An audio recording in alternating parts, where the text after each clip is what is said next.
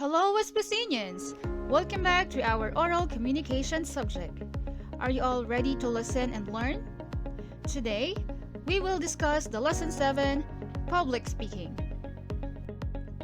At the end of the lesson, the students are expected to engage themselves with different public speaking activities and apply the strategies in becoming a good speaker. Presenting an oral report is a usual task that the students are often tasked to do. Whenever a student is handed a responsibility to deliver a report in front of the class, more often than not, thoughts will crowd his mind like the feeling of nervousness, experiencing stage fright, stuttering, or having your most embarrassing moment of our life. As these thoughts are slowly bombarding his mind, on the other hand, he still has responsibility to impress his audience and achieve the intended purpose of engaging in such activity. Public speaking is not a friend to everyone, but it is a vital part to an individual's development, holistically and professionally. Someone who masters the art of public speaking often appears with a good impression to other people.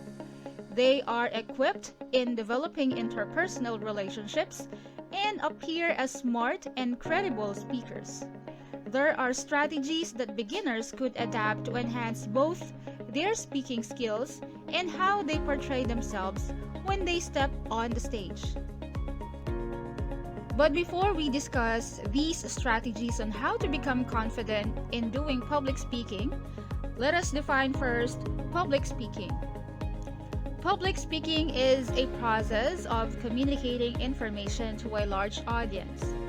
The one who speaks in a public speaking is called the orators, while the listeners are called the audience. In public speaking, the information is purposely and meant to inform, influence, or entertain a group of listeners. Also, the speaker equipped the speaker in the art of influencing and motivating people's action and behavior. What are the reasons of doing this public speaking? The speaker aims to inform, persuade, and entertain. And now, let us discuss the reason why a person doing a public speaking. The first one is speech to inform. This is when speakers deliver a speech and they use facts of information as his message. Speakers aim to provide a clear understanding of the topic. The speaker's intentions is to inform his audience with facts. The main goal is to provide enlightenment regarding a specific topic. The audience knows nothing about it. It may demonstrate how to use a new type of software, explain a new concept in the field of science, describe an expedition an archaeologist took, or provide details about a person of interest that the audience wants to learn more about. The second is speech to persuade. The speakers will convince their audience to think, believe, and act to a standpoint based on speaker's reasonable claims and vantage point. The speaker used the speech to persuade the audience. The speaker's aim is to change the audience behavior or attitude towards the speech context. An advertisement is one of the examples of persuasive speech. And the third reason why you do public speaking is to entertain your audience. When a speaker delivered a speech and used humor or joke in the course of his speech, one uses speech to entertain. Under this purpose, the speaker's main intention is to make his audience feel relaxed and happy using their gift of wit and humor. There are 3 benefits that you can get from public speaking. It can boost your self-confidence, it can enhance reputation, and it can open for countless opportunities.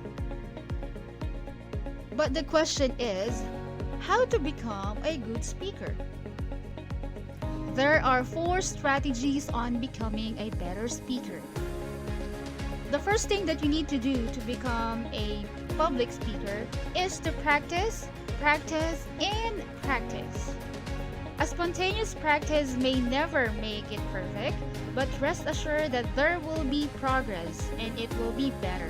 In public speaking, one of the most effective strategies is to keep practicing. While doing practice, you are able to check and rehearse of the proper articulation and pronunciation of the words. Also, you are able to employ appropriate gestures and movements that will help you portray the better speaker you never expected to be. The second step that you need to do to become a better speaker is to engage your audience. Being a speaker in front of an audience, your sole purpose is to get the people's attention and make them believe of what you are saying all throughout your speech. For you to assure that these people have your attention, it is your job that you have to engage them on the speech.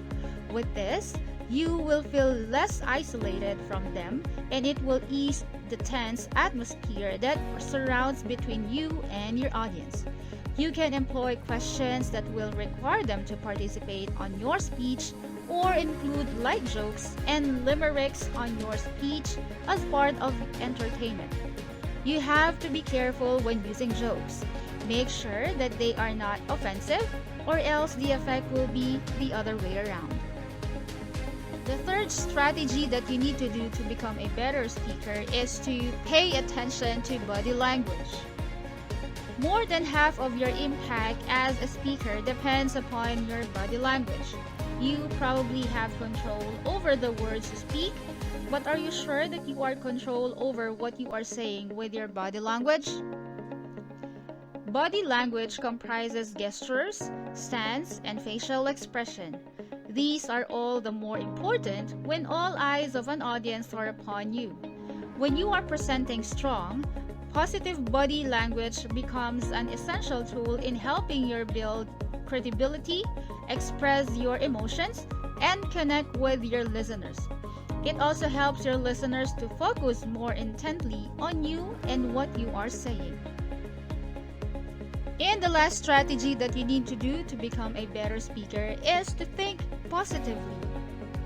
In public speaking, what you think about the future of your speech has a great effect on how your speech will turn out. If you think that you might stutter or stumble down while walking on the platform, there is a great chance that it will happen. It is recommended that a speaker should only focus on the positive things about his speech, such as the tricks you put on your speech, your light jokes, and impressive suppositions. This will definitely give you a positive perspective to achieve what you truly desire at the end of your speech. There you go, Espicinians. Thank you for listening. I hope you learned something from today. See you again next time on our Lesson 8.